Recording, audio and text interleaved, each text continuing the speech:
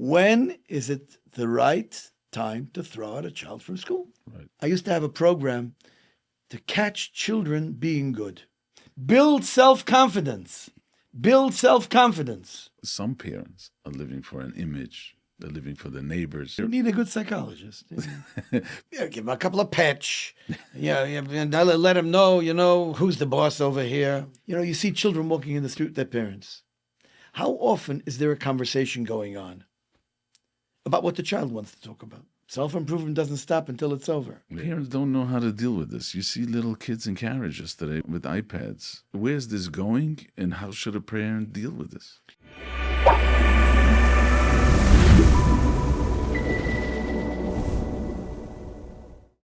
Okay, we are honored to sit down today with Rabbi Nochem Kaplan. Rabbi Nochem Kaplan is a master educator, seasoned in chinuch for many years. What is it, around 55. 55 years. Wow. You are also chairman of National Accreditation Board, and you are also the director of Merkaz Chinuch. Chinuch office. The Chinuch office of Merkaz, which is Chinuch of Merkaz Chinuch. Central above it. Yeah. Wow. Rabbi Kaplan brings a rare combination of Torah-based values and an expertise in education, what children need today. Welcome to the podcast. Thank you. Thank you for having me. Now, before we get into chinuch, and we want to talk about children, and we want to talk about the relationships between rabbis and Rosh Yeshivas and teachers with the children, is there a time ever, according to your teachings, according to your rabbi, and according to your, is there a time that you can ever expel a child from school? I'll tell you a story.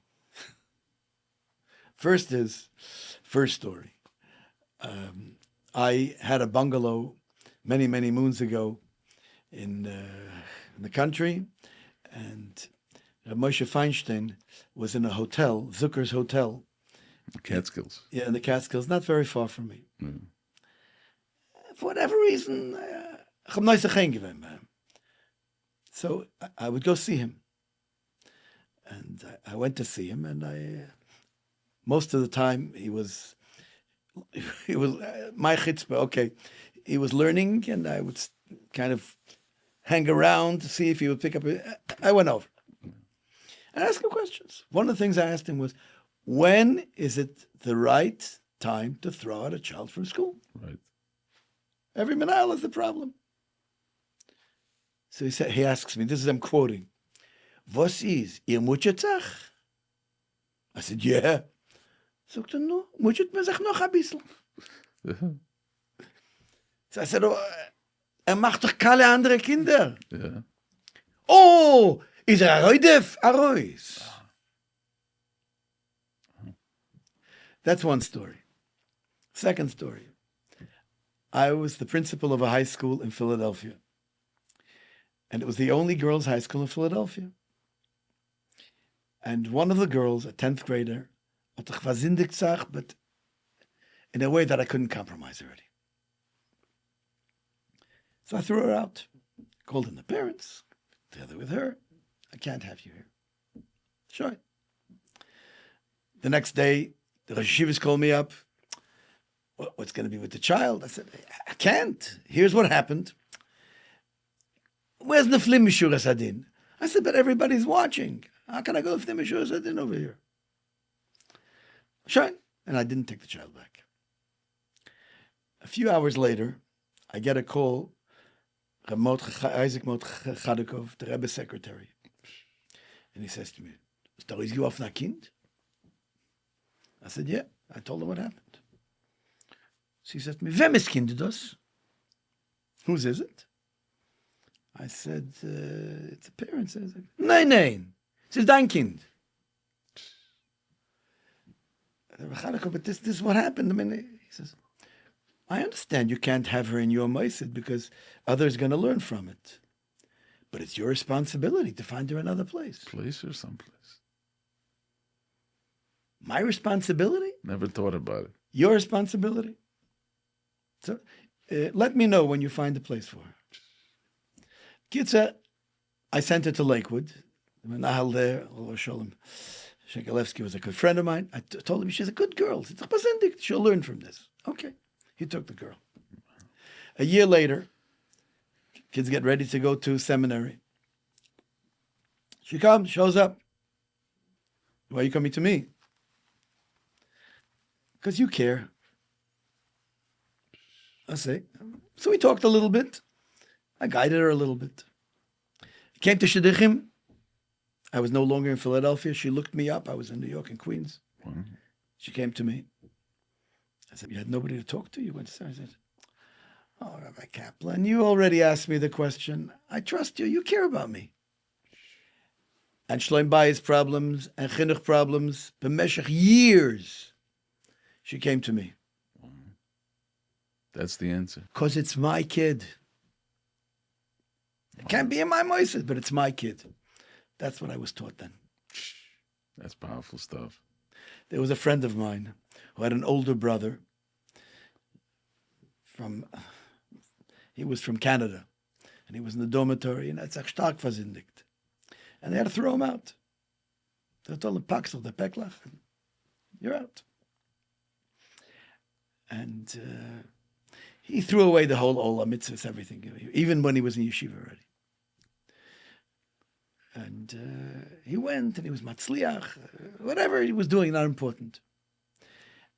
And suddenly I hear, he's a halachic man, and I like tefillin, and Shabbos, and kashrut, and he got married. So I asked his brother, who was a friend of mine, what changed here?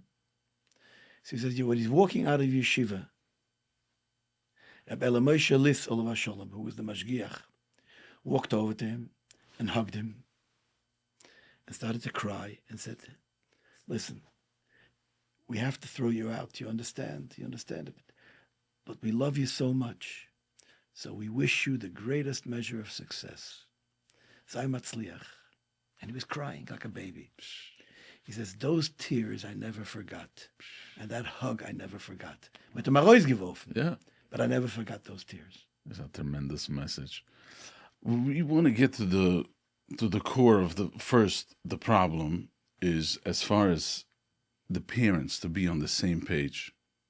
The two parents have to have the same goal and the same values. And not only that, they have to, their mental health, their shalom bayis, something in the house, before you even start of sending the kids off to school and, pointing fingers at the teacher or kids falling behind. How important is it to have your life in place, in a right place for chinuch? Look, we know that children are a reflection of what goes on at home in the early years. Correct. Clearly. So that goes without saying. That if there's no shalom bayis at home, and the parents are not on the same page, and if they have divergent opinions as to what chinuch means, the kid's going to be suffering. And if they're not lined up with what the rabbis are saying in school. That's the second step. Yeah. Independent of the rabbis, independent of Moses Chinuch. First, before you get there, they need to be on the same page. They need to have the same goals for the children and the same approach. You can have a bad cup, good cup kind of thing, right. But the approach must be the same. Their goals, their objectives, and how they go about it. You want a kid to be comfortable in his own skin, self-confident. That comes from parents who a peaceful home, and the parents are teaching that. Right. They pick up the children. They compliment children. Because in reality, the parents are the ones who are responsible to be mechanech the children. We're just sending them off, and we're paying a few dollars for somebody to do halachically. Yeah. But really, it's the parents' responsibility. The mitzvah is on the father. Right. And the father's busy, so he gives a malamet to do. So if it's a dysfunction in the house, you will find it on the children. You'll find that also. It's reflective all the time. Yeah. You talk to a child. Look, I was a principal for 30 years. So whenever I interviewed a child, I could really see in 15 minutes what the matzah mishlim bias was. Right. You see it right away. Yeah. And you can't hide it. And how important is it for the teacher to detect that Not just look at the child as like this child is ADHD or whatever, call it whatever you want. I would never let a Malamed, a teacher, look at last year's records at the beginning of the year. Right, because I remember when we were children, when we went up a grade, the Rebbe said, I spoke to the last year's Rebbe, and I know what's going on. I didn't let a teacher ever look at last year's until 3 or 4 months into the year. You have to come with a clean slate. Right, so this was your advice for teachers when they start fresh. My demand. It's like a toilet. That was what I didn't let them look at the records. They didn't have any access to the records. Wow. And they would come to me and say, something is here. I don't know what it is. I'm not sure. Wow. Can I put my finger on it? Right. I let them explore a little bit before I let them look at the records. Right. And as far as the relationship with the parents with the children, I'm talking about safety and have open talk. You build this child's self-esteem before he goes to school. Because when this child comes and he comes to school and he's being bullied or he's being, kids could be kids. And even how important is it for a parent to know that before you send off the child, you have to have a relationship with the child, that body awareness. What is your advice for parents before they send off a child to a school? Shloim bayis.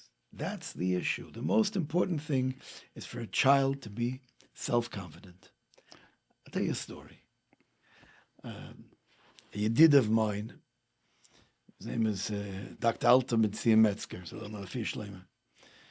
So Alta Metzger was a professor at Stern College. And he had Talmidim also at YU. He'd been a guy, but But he taught at Stern College.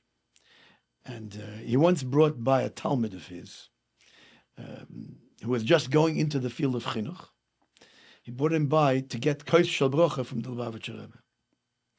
Now, Kosh Shel Brocha was a momentary thing. The Rebbe looked you in the eye, a little bit of wine, Kosh Shel Brocha, and you walked down. Thousands of people came by in a couple of hours. And sometimes you could say a word. Sometimes. So Alter says to the Rebbe, this is a Talmud, was a Verta Mechanech. The Rebbe looked up for a second, and the other fellow had already preceded him in the line, and he was already farther down. The Rebbe, in 1 second, looked up and looked at him and said, build self-confidence. Build self-confidence. That's what it's all about. Yeah. Build self-confidence in a child. If the child is self-confident, at whatever stage in life he is in, he will be matzliach. Right. The work of a malamed and the work of parents is to build self-confidence. Compliment the child, to know the child's strengths. You have to know how to compliment the child. Help the child overcome weaknesses, deficits, etc. And where there are problems, deal with them. Yeah. Don't hide your head in the sand and say, my kid is. Be real about your kid. Deal with issues, if there are any, how they come up. And most importantly, compliment. Let the child know you love him, and that will build his self-confidence. Wow. And what's interesting is also that if there is a shalom bayis in the house, the children become self-confident. If they come to school comfortable knowing that there's peace in the house, these two parents are there for me, and they get along, that alone builds a self-confidence. That's the first step. Yeah, that's what you were saying before. That's the first step. But there are many other steps. Right. Complimenting a child properly, recognizing the child's midas tovos, developing midas tovos. All that is the parent does it at home. Right. It doesn't happen in a vacuum. Right.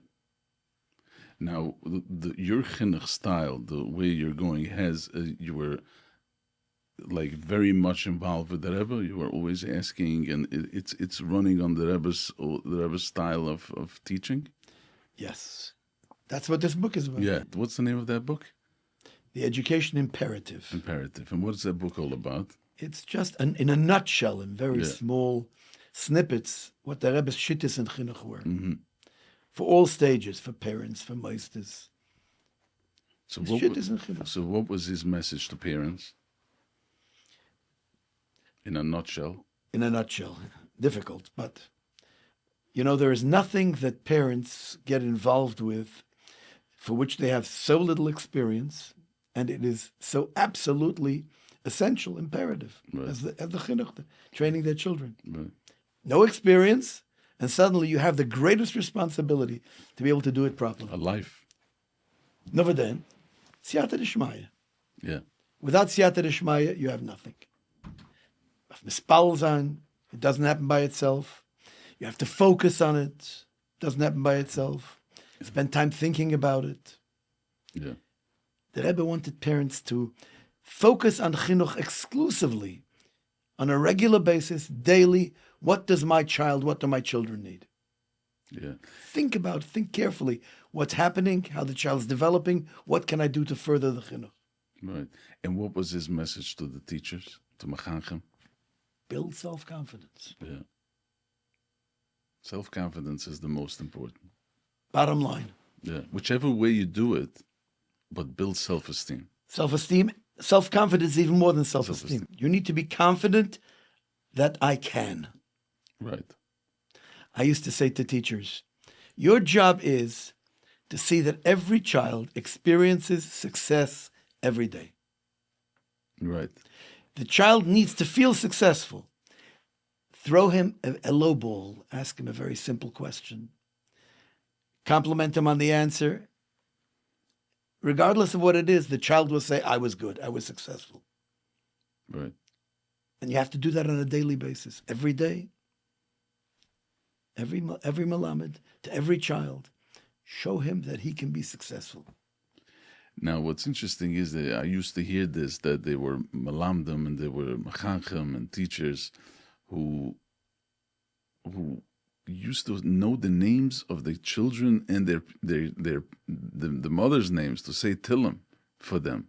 The relationship that they had, they didn't treat it like a 9 to 5. They didn't punch a card. They come in, they have a job, because I know melamdim and mechanchem who come in and they just do it as a job. Nothing different than working in a store. And there are kids who are going through the system who had never had a relationship with a melamed or with a mechanech, never put his arm around the kid, and never made a difference, never became a role model. It just went through like a 9 to 5, but it is not a 9 to 5. First of all, the Gemara teaches us over and over.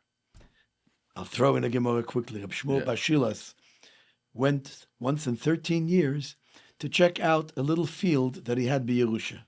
Yeah. But he was a malamed. So he went, 13 years had passed since he was there last. And he came in to check the field out. And a colleague asked him, all of a sudden, where are the kids? You left your kids. You left your emunah, or you left your imunim. You left that which you need to be doing. Right. So Shmuel Bashilas answers, I'm thinking about them here too. So I'm thinking about them. So what does the kid get out of it? The kid gets everything out of it. If the malamed doesn't think about the kid when he's not in the classroom, then the kid has nothing. You can't limit yourself to the time in the classroom. And that's what Shmuel Bashilas was saying. Wow. I have to think things through. I happen to be in my field, but I'm thinking about the kids. Because it's not just a job. That's what it is. It's not just a job. This is playing with people's lives. The whole future. The whole future. Yeah. This will shape a child's future to the next level. Without question. Now, what about parents want to be very friendly to the kids? They are like best friends, and they're like almost like, where is the balance of a certain respect and being, like you said, compliment the kids and be soft to the kids? But there should be a certain balance between the parents, between respect and being friendly. I used to say to parents, you can be the child's friend. Friend means I care about you, I think about you, but you're not his pal. Right. His pals are in the yeshiva and on the playground. Right. You're not his pal. Right. So remember, there's a richik over here. Right. You are in one place, and the job that you are charged with is to help the child appreciate the fact that kibbud av is a mitzvah, and that there's a difference in younger and older, to be mechabed people who are older. And the moment you bring down that barrier, you've destroyed it. You can preach from today till tomorrow. It's shelfen. Right. Now, what would you say to parents who, they have expectations? Their kids have to be perfect. How should a person understand? Does it have to do with the Rabbi Shalom understanding there is a minna and there's the Rabbi Shalom runs the show, you're not in control, you're not in charge, because they are expecting perfection from the kids.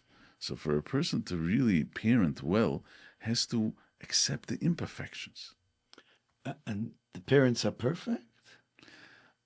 Most of the time, when the parents expect perfection, they're not perfect. Because they're projecting themselves into the child. They know the child has their imperfections and their shortcomings. Right. So I'm going to beat him up and he's going to become better. Yeah. It's silliness. It's silliness. There's no such thing as perfection in a child. And parents have no right to expect perfection in anything, in anybody. Why do parents sometimes feel that they're failures? Which means that there are two parents who put in their best and they do their job, but maybe by a certain age, maybe when the child is 18 or 20, they feel that this is a report card and they're embarrassed. And they're like, this is my parents. This is what I brought up. What should a person know that this child is not a report card. This child is a human being. Self-esteem and the self-confidence that we were talking about is missing in the parents. What would you say to a parent like that? By the time the child is 18, it's too late to teach him anything. Right. So let's start earlier. Right. Understand your child. Understand his imperfections, as you call them. Yeah. I don't want to use the word shortcomings, but his particular needs. Right. Help the child overcome whatever special needs he might have. And then when you look at the child, at 18, you'll say, the child is self-confident, as a mensch. He's a good person. Right. It worked out exactly the way somebody projected on him. What's the difference? Right. But it's the self-esteem that the parents need also to understand their relationship. I feel that the parents are living for, some parents are living for an image. They're living for the neighbors. They would care. You need a good psychologist. Because what happens is that they care more what the neighbors are going to say to the well-being of the child. You've seen this? You see it sometimes. It's not something that you can really work with. You need to have a professional work with the parents to say, look, you look at your problems rather than looking at the child. Right, because it is affecting the child in a terrible way. Again, it starts with Shlem bias. Yeah. Everything it all starts from there. That's everything the begins from there. Yeah, that's the foundation. Now, you would say that if a person, before a person comes into school or comes to the principal or comes, first evaluate what's going on in the house. Is that what you're saying? Evaluate. You start when you get married. Yeah. The very first thing is the esteem that you give to the spouse. Does the child, as he's even very young, see that you appreciate your spouse, each one of them? Wow. Appreciate. So he learns from that. He learns a tremendous amount. You teach by example. By example. Are you mechabed your wife? Is your wife mechabed you? Are you acting like the mezalzel?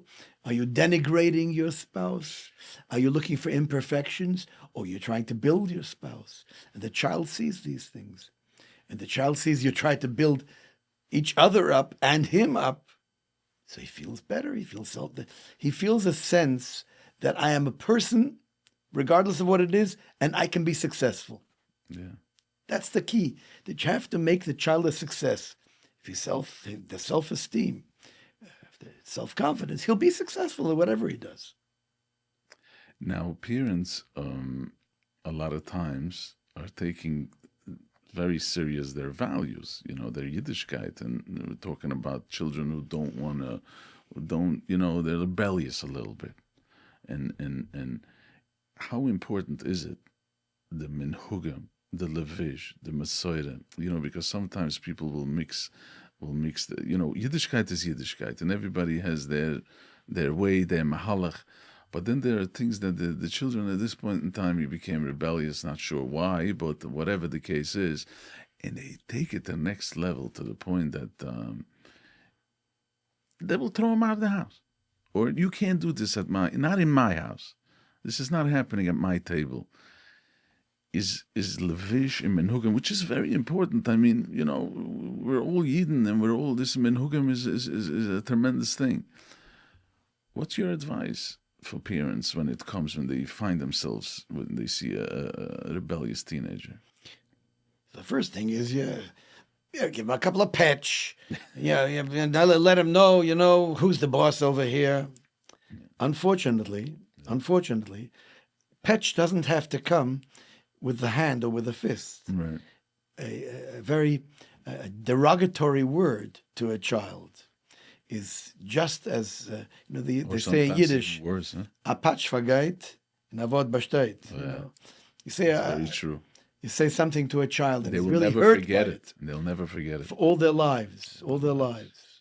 So the first thing is set the stage before you get to there's going to be rebellion in children. That's the nature. They're looking for independence. And for some people, it becomes a greater focus. And for some children, it's a lesser focus. But every teenager is going to be a bit rebellious, regardless of what you do. So they'll listen to the Malamed more than the parent. And whatever it is, they feel I'm marking my territory. I want to be independent of you. Right. That's natural. Now, if the child is self-confident and he knows what the parent wants, and the parent will have discussed with him the importance of a lavush, the importance of whatever it might be, discussed it at an early age and explained what's going on. So the child grows, learns with it, and appreciates it. I'll give you an example. I have a son-in-law who has a Chabad house in downtown Baltimore. Mm-hmm. His eldest son, who is now a 21-year-old bucher, but then he was a 9-year-old kid. I was there for a Shabbos, and they didn't have a minyan. It was in the middle of the summer. They didn't have a minyan in their house, in their Chabad house. They had to walk to the local campus, which was a half-hour walk. When I came there on Friday, I said to my Samaidim, maybe we should leave a talis over there in shul, so we'd have to walk in the heat, Yeah. He says, no, I want to wear a talis when I walk in the street. Sure. It didn't occur to me what the issue was. He wants to wear a talis. I didn't think of the talis. Okay. So I dropped off my talis, but he walked with his talis. And I'm walking with my eniklach, and he says to me, my enikl says to me, so you're not wearing a talis, but Tati's wearing a talis. So why is he wearing a talis? Thinks for me, says, because he says good Shabbos to everybody. So everybody knows it's Shabbos when he passes by. Oh, that's why he's wearing the talis. Everything changed. At gechapt. This is important. Yeah, the value from walking. Now, you could talk 100 times. He never would have understood Right. it. He got the message loud and clear. Ich schäme mich nicht. Right. I'm going Shabbos in the street. Goyim, Yidden. But a Yid says get Shabbos. And I remind him it's Shabbos. That's why he wanted to wear a talis. Wow.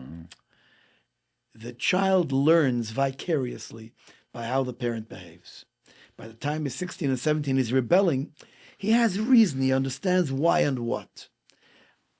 I used to tell parents, if you have a choice to make, a choice in a minig or whatever it is, that the child is going to see and view, and you want him to understand, sit him down, say, there is this minig, there is that minig. I have a choice to make. I'm choosing this because. So the child at an early age knows there's a reason for it. Right. My father made this choice because. Right.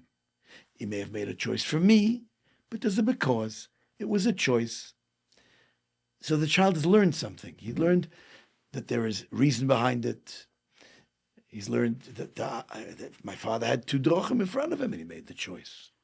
I will also have different drochim in front of me. Some are positive and I want to stay away from the negative.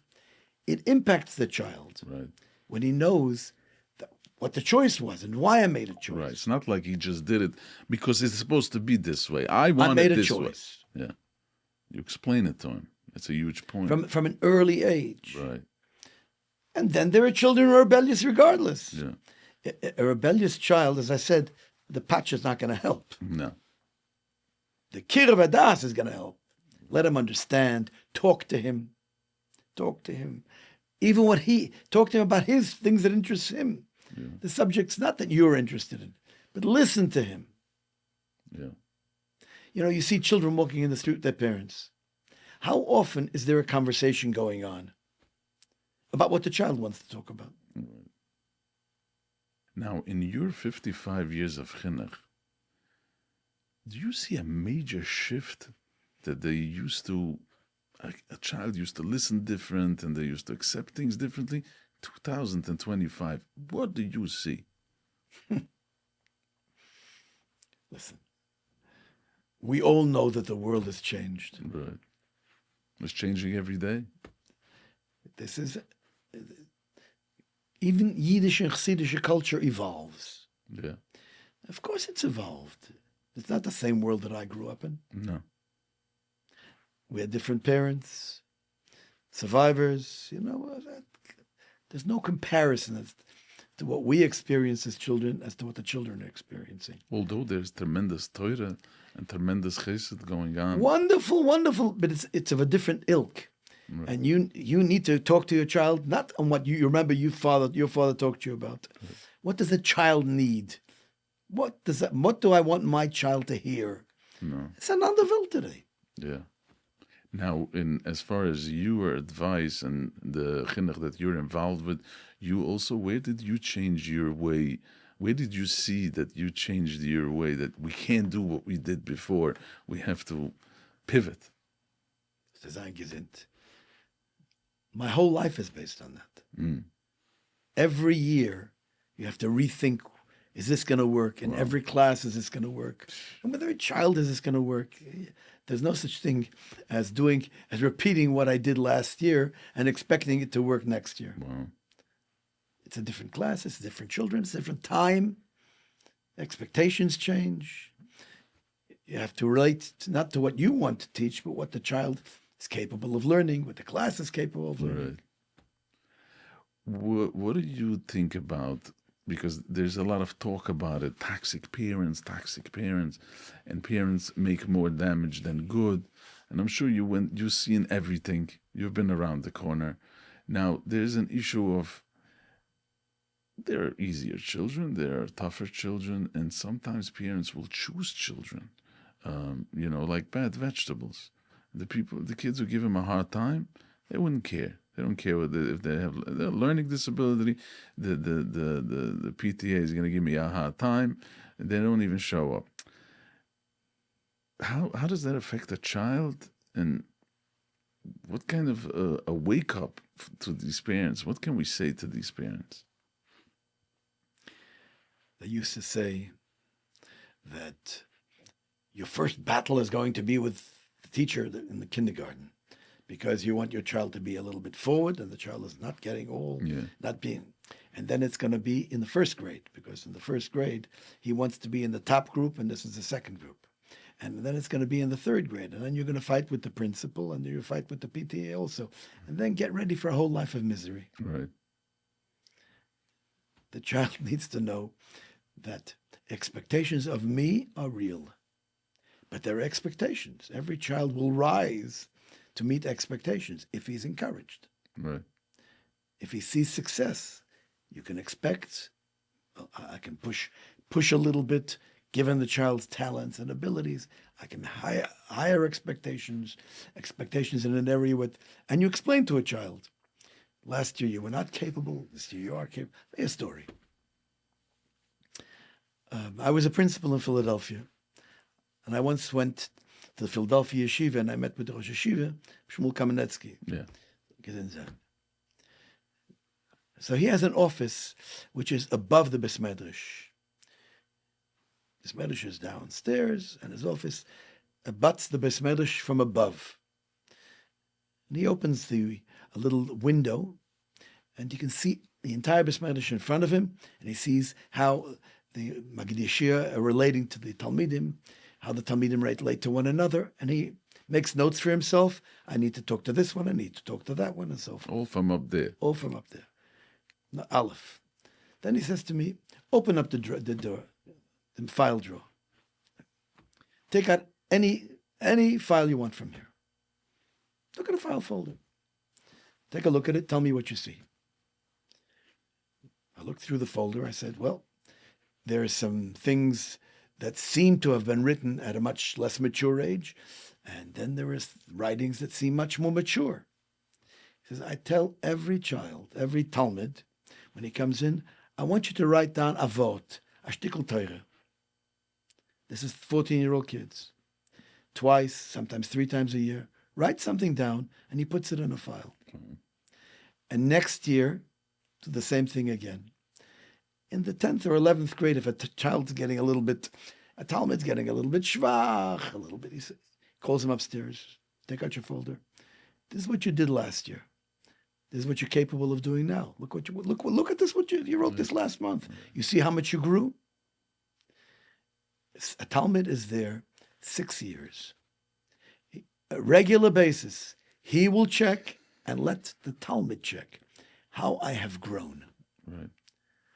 He builds self-esteem. Right. I'm being successful. Right. I'm not looking at somebody else's folder. It's my folder. I have been successful. What you did. Here's what you did. Yeah. And the Talmud is impressed.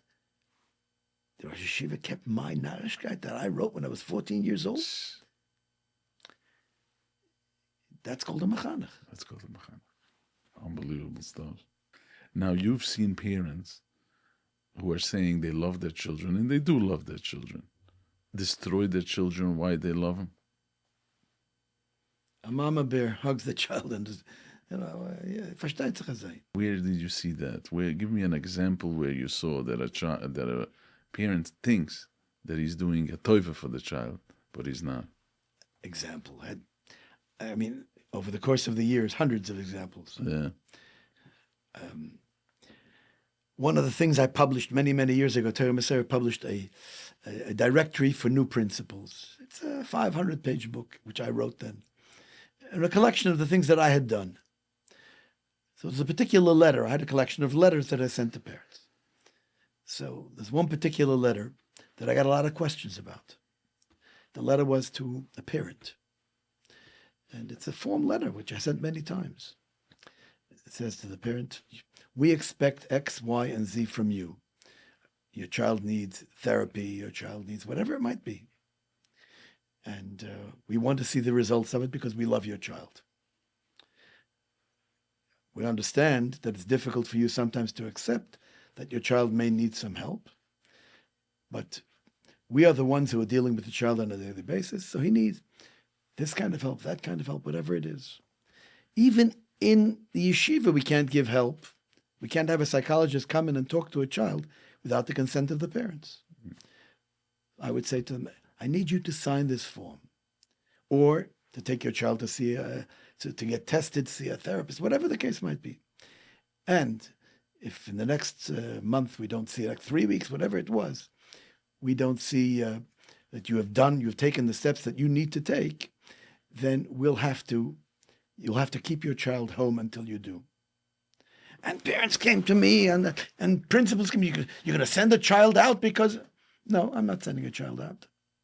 The parent has opted not to help in the chinuch. Right. So if I can't deal with the child, right, I can't help it. Any parent who got that letter over the course of many years, it was a wake-up call. My kids need help.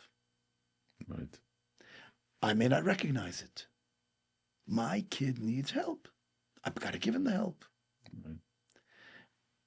Unfortunately, there are some cases where the parents are the problem. It's because of the image, or because they It's part of it is image, and part of it because the child is growing up in a house where there's no shlem bias, right, and part of it the child has an issue and you're not dealing with the issue. All variations of it. But the theme is the same thing. Your job as a parent is to help the child be successful. Right. And you're limiting his success right now. Right. So the parents claim they love the child, but they're actually destroying They love the child, but they love themselves more. Correct. What about the issue of bullying in school and kids feeling they're left out? They're like these cliques, they don't belong. How should a teacher, because I feel like, I don't know, that's what the word is on the street, that the schools can't even handle it. To stop this as a child always happens to be, he's in the corner, and it was like, push yourself in. It's difficult. It's very difficult. There is no panacea because kids are kids. Yeah. Where do you start teaching Midas Taivas to kids? At home, and when they grow up, as a little child. Where would you start teaching Midas Taivas? When he's 6 and understands the value a little bit, when he's 4. Mm-hmm. You start at the very beginning of the chinuch process. You're teaching, you have to teach your child to appreciate other children, to give other children their due. It starts at the very earliest age, which means that in kindergarten, and we do it in kindergartens more than we do in first grade, by first grade, children are naturally going to protect themselves and try to exclude others. Right. But if the Malamed makes the issue, if the teacher makes the issue that I appreciate people, I want you to include everybody else. Who can we include today? Right. Who can we do this for today? Everything changes. If you start with a child at a very earliest age to teach him to honor other children, to appreciate. The cheretz, we touch the cheretz means for an adult. Right. No, the cheretz is for each other. Each other. Learn to talk to each other like mention. Where do you learn? In the 5th grade? At the very earliest age. I used to have a program to catch children being good. Wow. So, the Malamed, when the child is doing something, did something extraordinary, he'll write me a little note, and we made a big deal out of it. But also kids. Kids were encouraged, if somebody does something extraordinarily nice, notice it and write me a note. And we would make a big deal out of it. This is a beautiful program. And we would hang it up, a little note. Wow. So-and-so did something nice. The atmosphere became, let's do something for each other. Let's act nicely. A big theme. I would say to a kid, was that Dakanoyim? The Malamed feels that when he goes outside on the playground, it's Prisakovid. I'm a Malamed. I'm teaching Torah. What are you sending me out on the playground for? Requirement. Every Malamed had to be on the playground. You need a rest, we'll find another time to give you a few moments. The playground is essential because you teach me the Taivas there. I tried to be on the playground on a regular basis. I would talk to a kid. If I see a kid is alone, call over a Malamed, so-and-so's alone. You need to make that a dogish to be able to see that the child grows up a mensch. So you say we have bullying problems. Yeah. It's like, you have a rapids on a river. And kids are learning to swim. So they can learn to swim when it's calm. Then they get to the rapids and they can't swim all of a sudden. So you have lifeguards there and you're saving the kids. He can't swim over here. Where is he swimming? He's swimming first in the waters when they're calm. When he gets to the rapids, he can't handle it, so you throw in a lifeguard. How about not teaching the children to swim in this kind of a river where there's going to be rapids? Teach them to swim where it's going to be calm. The atmosphere has to be calm. What I'm hearing from you is that if there is a child who comes to school and bullies children, there is a problem at home. There is a distance between the parents and the children that did not teach their cheretz and menschlichkeit to these kids. 100%. 100%. I've seen children who I know came from dysfunctional homes that when they walked into the moisid, walked into yeshiva, they became different children as much as could be. Yeah. This wasn't acceptable here. At home, I could do whatever it was. Right. But here it's not acceptable. Right. Just put your foot down. You create an atmosphere. Right. So bullying is a very big issue in all our moisdes. Girls and boys everywhere. Of course. But we're trying to save them when they're drowning. Instead of doing that, let's teach Midas Taivas. The prevention. Prevent it from the beginning. It becomes naturally preventative. Right. It's not that you're trying to prevent the bullying. The atmosphere is different. The atmosphere in the yeshiva is different. The classroom is different. They used to say that someone went to some Rebbe or some tzaddik and was asking him, when is the Higia Lechinuch? When do I have to start? By the 3 years old? When I put on tzitzis? When do I... So he says, when you're 17 years old. Don't wait for the kid to be 3 years old. You have to teach yourself chinuch before. So it's tremendous what you're saying. What you're saying is that the core, the source of everything that we are discussing thus far is what's going on in the home. The entire chinuch system is based on parents from home sending their kids from 8 to 6 o'clock. But the chinuch belongs to the parents. The root of the problem, the root of the issues, is that the child lacks self-esteem. Yeah. Bully somebody else. Right, because that child has no self-esteem. That's the root. 100%. And if the parents deal with it, and if the meisters deal with it right at the beginning, to build that, to develop that. Yeah, that is the way to go. So that is the solution, is what you're saying. It's not a solution. That's to inoculate the children that should Correct. never get there. Right. That bullying shouldn't exist, to annihilate bullying at all. Annihilate, ich weiß nicht, annihilate, Yeah. but be able to put it into context. At Yeah. least. Let me ask you about parents always, when they're not matzliach with the kids, you always hear this, and you heard this from Rosh Yeshivas, and you heard about bad friends. Bad friends. They got involved with the bad people, and they took them off the path. Now, the question is there a way how to avoid it? There are two good parents who are sending the kids to school, and somehow the kid got involved with bad friends. But is that a blame? Is that you can blame bad friends? It's not a matter of blame. It's a fact. Okay, so fact, you're saying that this is a The pandemic? hashpah of parents Yeah. recede slowly. By the time a child is 12 or 13 years old, the hashpah of the friends is much greater than the parents. And the parents. And if you put the child in a place where the hashpah is negative, so, Ma'yasa ben Shaliachto, he's going to want to be with his friends who are chutzpahnikis and whatever else But it is. the question is, what can a parent do that his hashpah should be more than the bad friends?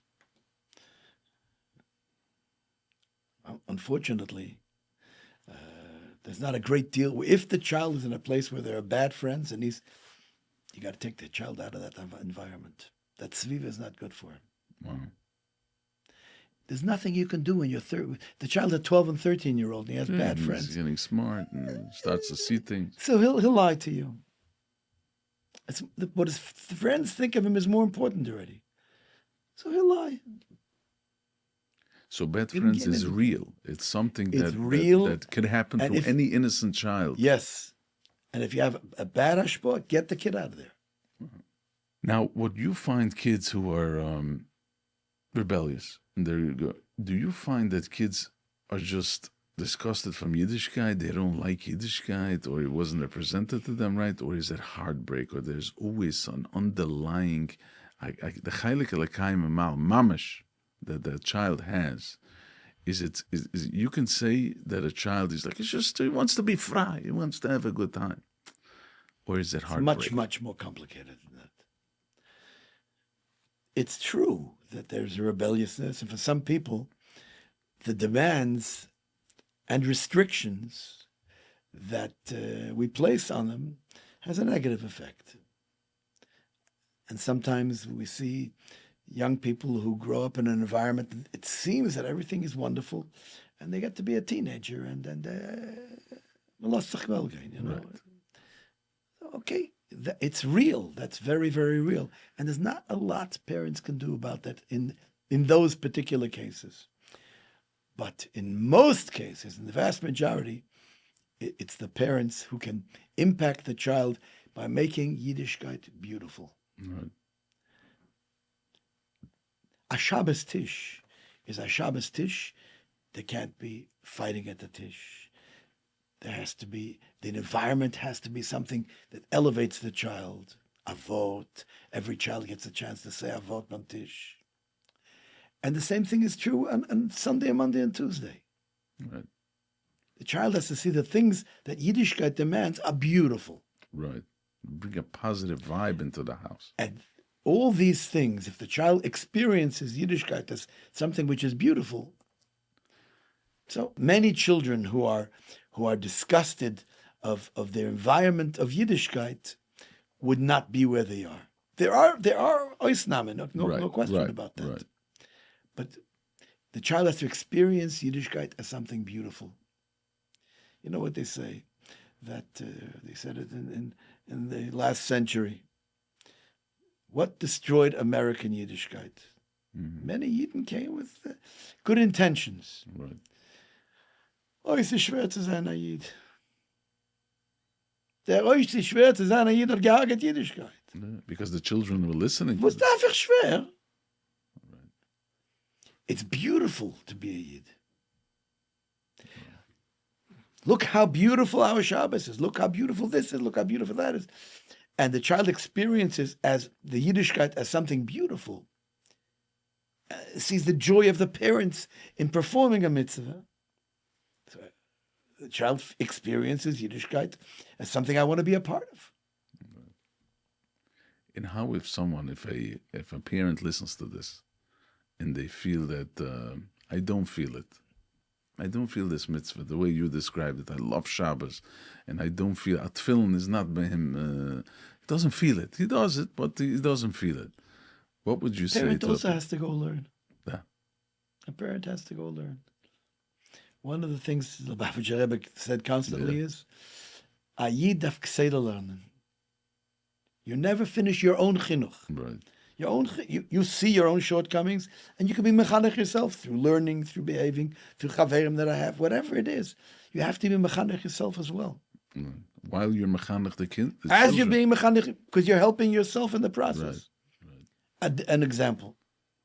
I just had an Einichel's chasana, and one of the things I said to Sheva is, listen, you're in German, you're going to go into kollel. And of course, you're going to sit and learn in the kollel. I want you to learn at home too. Find a chavrus and learn at home. Vusapis. You learn the kollel.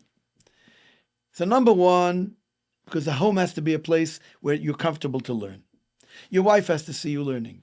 Learn with your wife. Bring somebody to learn with. If you make the home a place where you're going to learn, the child's going to experience it eventually. You have children.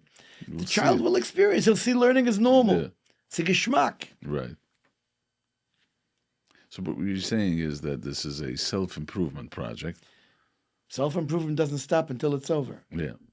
So being mechanech the children means being mechanech yourself. This is a tremendous point. Exactly. You're not done, and you have now a job to be mechanech the children. You are a work in progress. Excellent. Yeah. What if a child refuses? What if a child is like a rebellious child and you give him all the love in the world and they still don't want to? It's very painful for parents. But the child still refuses. There comes a point where a parent has to know to back off. Mm. Okay, not today, it'll be tomorrow. Okay, I understand. You don't feel like you feel bad today. Okay, we'll talk again tomorrow. Parent has to learn where to back off. It's hard. Yeah. Nobody goes to school for this. You have to learn on the job, you know. And then you learn on whose expense. Yeah. Yeah. That's the way it is. That's parenting. Now, as far as you were a principal and you're dealing with kids in school, and there are good kids with learning disabilities. Dyslexia, call it whatever, and sometimes there's a slow learner. What should a child do who has dyslexia and is just sitting over there and just has a hard time reading the text? It's a good child, but the child is being... The self-esteem is falling from the child because everybody's test, the scores are great. In the meantime, this child is a good child. How do you deal with that? Yeah. classrooms are not a monolithic place. And every malamed and every teacher has to know, my job is to deal, they used to say it this way, to change the approach. A malamed in a classroom, for the top 10 or 15%, that's a pleasure. So that's your pleasure. Right. For them zählt mir nicht. The middle 50%, that's your job. Right. So your job, of course you're going to do it. For the children who are struggling, the other 25%, that's what you get Olam Haba for. Yeah. That's what it's all about. The job of a malamed is to be able to understand the needs of every child, to differentiate instruction, and to teach children according to their needs. Not Al pi darkoi. Not darki, right? Darkoi. But even within the darkoi itself, the child doesn't know what his derech is. The malamed has to ferret out and find out, how will this child become successful? What do I need to do to make this child successful? So there are techniques. Dyslexia, it's an all-encompassing word. It means you can't read. Right. So there are processes, there are all kinds of things you can do to help a child focus. But on top of that, you have to build up that child. What it's Self-esteem. losing as far as comparing themselves to other children, always losing the score. So what do you do with a child who suffers from a low self-esteem? Yeah. You throw him easy things to be successful at. You compliment him on a regular basis. You help the child feel that I can, not that I can't. Right. And when you give him back a paper after a test, you can tell. I used to require of every malamed, as many questions as you put down on the test, you have to write down at the top of the page for students who are struggling in one way or another, how many of these questions they have to answer. Yeah. So if there are 30 questions on the test, you write down on top of the paper for a child who's struggling, 20. Yeah. And then you mark him on those 20. You're coming out with a 95. Okay. At the Shgemfat, he didn't answer the other 10. That's okay. He doesn't have to answer what he has to answer. He has to answer what he has to answer. Right. So the self-esteem of the child is being saved in the process. Right. You have to be very much aware of these things. The teachers, when a malamed or a teacher comes into a class and does not know this, are they getting a certain education as far as how to deal with this in today's day? Look, today's world, when a malamed becomes a malamed, Magid Shir, whatever it is much better than it was. Than it used to be. 50 years ago. Right. 50 years ago, they threw us into a classroom with nothing. Right. So what did you do? What my malamed did with me. Yeah. What his malamed did with him before the Milchama. Right. Which was a patch. Yeah. Today's world is completely different. Today, they come better prepared. And then there's in-service all the time. We have, every summer, we have a conference from alumni. You're actually doing now one in Connecticut, right? Yeah. Kinnas HaMachachim, right? Kinnas HaMachachim. A couple of hundred malamdim come together. It's a major thing. For a couple of days. And they learn every year. It's new topics, new things, new themes. So the malamed who started out struggling is not struggling anymore today. Today is the master. Right. And every malamed needs to have a rebbe right to begin with. You need to be able to have somebody you can ask your silly questions. So just as you get to Menal, the Menal look down at you, you're afraid to go to the Menal. Have a fellow teacher or somebody else, a coach, that you can ask a question. It's a stupid question, but what do you think? What would you do with this? So important. Yeah, and so Pick someone else's brain. Yeah, and so you're comfortable. Yeah. I don't feel threatened by it. It's amazing. I required that of every. I used to require it of every new malamed. That is something. But let me ask you an interesting question. What's more important, academics or emotional well-being from the child? You're getting to the very core now. Yeah. Lost nicht, Yeah. I'm going to say something that a lot of people want to pick a bone with. Okay. I say that academically, the child has to learn skills, basic skills. So, to be able to read Ivre, basic skill. But beyond that, the emotional well-being of a child will propel him forward that he'll want to learn. If you're teaching a child the content and the teuchen, and he learned 50 blot this year, but he feels oppressed, he feels depressed, whatever else it is, then it's a waste of time. He'll rebel later on. Maybe not today, in 3 years. Right. So it's far more important. At the end of 8th grades, I want the child to have basic skills, and I want him to want to learn, feel good about learning. There is a pirush zilgmar. Important stuff. Now, let me ask you, was there an instant where you saw a teacher, a malamed, a Rosh Yeshiva, make such an impact on a child that it changed the child from 360 degrees? All the time. All the time. Yeah. I used to walk into every class every day. It took a couple of hours. You walk in, you spend a few minutes. I remember once there was a child who lost a parent, lost his mother. And after Shiva, he came back the first day. Of course, the class made a big deal that he's back and so forth and so on. And they were menachem over him also, but now he's coming back to class. Right. And you imagine what the child is going through. And I walk into the class, and the child is sitting next to the Rebbe. I understood what he was doing. Right. And he says, today, Binyamin is my helper. Because he saw so many things in the course of Shiva now that other people, Baruch Hashem, don't have to see. He can help me understand other people better. He says, Binyamin this, Binyamin that.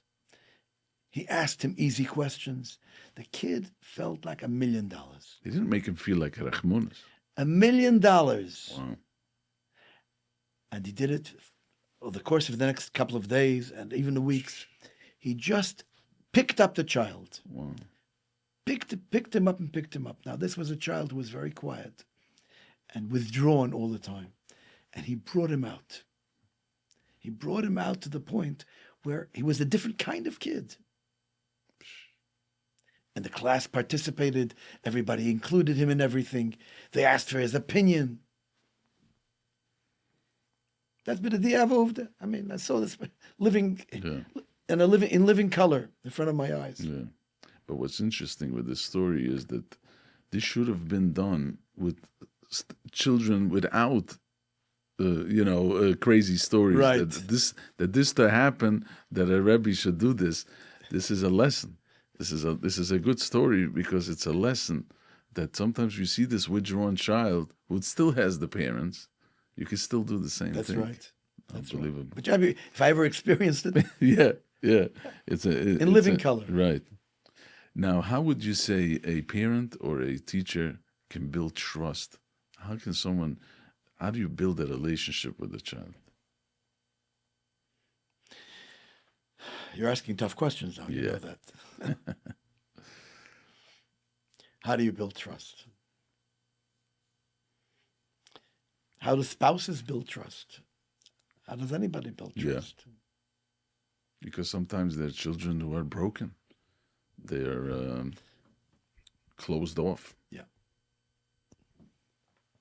And you can just knock on the door But if a Rebbe or a child or a parent says, you know what, I want to rebuild. I want to open this thing up again. Where does someone start? I can't take out an answer out of my pocket. It's a tough question. It's to be thought through carefully. It's a process. It's a slow process. One would say love. Is that is like it's something just love, whatever that means. It's part of the equation. Right. But if you're focusing on trust, Yeah. it has to be thought through. in a particular case, what broke the trust? Right. Why is the child skeptical? You have to deal with a particular child. I can't think at the moment of a general catch-all. It's a custom-made answer. Yeah, I can't think of a catch-all, frankly. Right, right. What are the effects that a child has when they have an adult figure that believes in them? Maybe a parent or a teacher. How does that build a child? That changes everything. When the adult believes that you can, in other words, somebody feels I am a success. Yeah. So success breeds success. Right. And the natural inclination of a person is I want to impress somebody who trusts me, who feels that I'm capable. Right. And you rise to the occasion. Right. That's the job of every single malamed, every teacher. He or she, they need to build that momentum for success. Right. You are capable, you can do it. Let's sit down and do this together. I bet you can do it. Right. And then you throw them some easy hints here and there. You see, I told you could do it. Let's do that again. Right. And it's a process. If you have developed a relationship where the child feels successful with you, You got him. you got him. Yeah, you want to. Let's talk about technology. Today's day, 2025. This is a crazy time that we live in with technology. And there are different sides, different yeshivas, different moises, and everybody has different opinions. One is out. I don't want to see any phones, nothing. We're going to shelter it. We're going to sit in a box. We're not going to look what's going on outside. No see, no hear, nothing. That's one way. Then there's a way with filters. And then there's a way, we'll show them, but only certain times. Parents don't know how to deal with this. You see little kids in carriages today with iPads. Where's this going, and how should a parent deal with this? You know, it's a tzelem behechel. The kid comes into a moised chinuch, and he's bringing the avodah zarah together with him. Yeah. It's a tremendous problem, but everybody has a different approach to it. Right. You can't negate somebody else's approach because that's his derech. Right. I'm not going to be mevatli your derech. Of course. My derech might be different, but there's some basic rules that have to be instituted, not just filters. None of our moisdes allow telephones in school. Smartphones Smartphones in school. Yeah. Or telephones even. Right. It's not for the children. We have processes in the high schools, for example. I go into a high school where you see there are 200 girls in the high school, and they're from all over the country.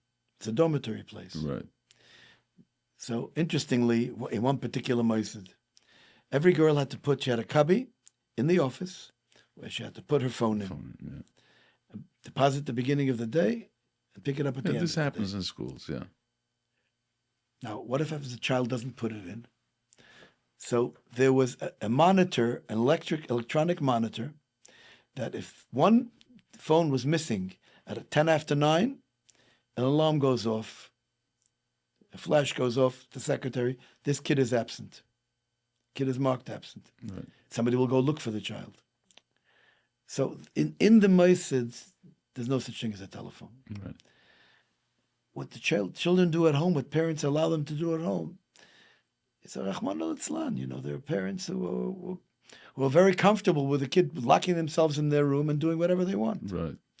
And what do you think the child is going to be? Right. What do you think the kid's going to be looking at?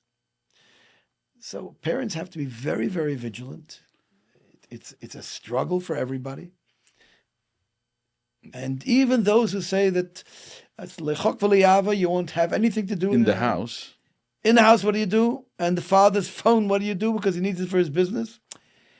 It's very, very difficult. It's a huge problem. So the Mechanchem are struggling with this. Everybody's struggling with it.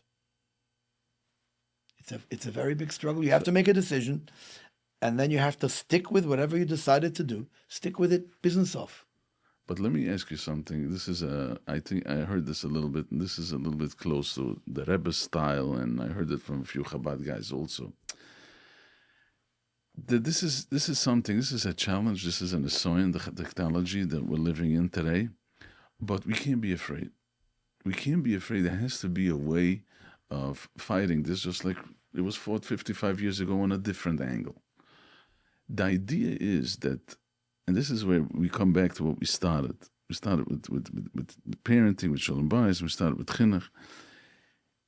If you build these children into a relationship with the Rabbeinu Shalom to the point that they don't want to sever this relationship, when they start feeling this idea that if I put on tefillin and what the Rabbeinu Shalom means to me and the gratefulness that what the Rabbeinu Shalom gave you, you build this relationship and you know, I mean, maybe it's next level, but what I'm saying is that if there's a foundation of a min and betuchen the Rabbeinu Shalom, and if you really have this relationship, not just a superficial one, the child or even an adult will not want to go there because they've got too much to lose. Am I far off, or is this something that... It's a little bit, excuse me for saying so, but a little bit wishful thinking. Mm-hmm. You have to put a siyog latay. What do you need a siyog for? Because yes, I have a relationship, but I have a Yetzer Hara also. We're saying the Yetzer Hara is stronger. Dealing with the Yetzer Hara here. Right. Will nicht in andere Geschäften. Right. The Yetzer Hara is a completely different animal. Right. And we have to make some sort of siyog. How do you help the child deal with the Yetzer Hara? So yes, we're not going to, my perspective personally is, you're not going to be able to destroy the world of technology. It's not happening. Forget it. So, channel it. Channel it. The child should be able to hear good things through his telephone at certain hours. You can't have it in your room privately. If you want to go on a computer, you can go on a computer, but it has to be in a public room. But if you feel, I feel like if you take away from the child something, then the child becomes like, it's like we're not learning that part. I don't think we should take it away. I think you should channel it. Taking it away, you've created a taiva for the child. A monster, yeah. A monster. But if you channel it the right way, and he can listen to these things at certain times, not all the time, and you can't have it privately in your room because it's the wrong place. You can't have it late at night because, et cetera, et cetera. Right. But you channel it properly. Combined with the love and combined with everything what we discussed. That's an approach that makes some sense to me. Right. And ultimately, sof kol sof, you have to follow the Rabbeinu Shalom and say a kapitel Tehillim, you know. Because there's what else are you going to do? Sof kol sof. Sof kol sof, what else are you going to do? I have a final question for you. Who is your role model? I don't have one role model. I have a number of people who I look to all through my life. Mm. I was, as a menal, my role model was the best principles. First it was Nolman from Torah Messiah, and I had a role model in people who'll be embarrassed if they ever get to this. Rabbi Yoel Kramer was a role model, Rabbi Shia Fishman, the role model, and Moshe Pasek was a role model. I had people to whom I looked for certain things. Yeah. And then in Chassidus, so I had a personal role model. Rabbi Kam was a role model. Right. I don't think you have one role model. Exactly like that. Right. Depending upon what I'm doing, I want to see who excels in this issue. Right. You're learning from everybody. That was my personal approach. Very nice. That is a good approach. Rabbi Kaplan, I want to thank you, not just for your wisdom, but for your heart. You're welcome. It's my pleasure. My pleasure. Because what you're doing is you're reminding us that education, chinuch, is not just buildings, not just test scores. It's neshumas, dealing with a chaylik elokayim emal. You're dealing with little kids that need to... Lives, people's lives. The whole life is in your hands. The whole life is in your hands. What a responsibility for a parent and a mechanech. It's unbelievable. Building a child's life, believing in a child. it's unbelievable. Building generations. The Rebbeinu Shalom shall help you. Thank you. You should have koyach, and you should be able to do your shlichus till 120. Oh, man. Thank you very much. Thank It's a you. pleasure. Thank you for coming. It's a pleasure. You're a wonderful conversationalist. It's a pleasure to be here. Thank you. Thank you very much. Excellent.